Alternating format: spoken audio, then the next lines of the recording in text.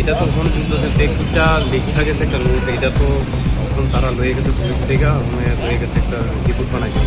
রিপোর্টটা আইলে কোন যে চিটা আমি তো এটা দেখুন, আমি শুধু স্কুলে দেখছি আই লাভ ইউ পাপা লেখা, আর এটাই লেখা আছে I love you papa I love you mama. আপনাদের সাথে কোনো কিছু শেয়ার করছি একদম লাইনের সঙ্গে আমি কিছুক্ষণ কথা কিন্তু একদম ট্যালেন্টেড, মা বাবারে কিচ্ছু বুঝতে দিচ্ছে কলেজে কী হয়েছে না হয়েছে, বাড়িতে এলেন আমরা বাড়িতে যে কোনো কাজ হাত বাড়াইতো। যদি হের ক্লাসমেটটার লোক কথা কইতে পারবেন আমার থেকে বেশি তারা জানে।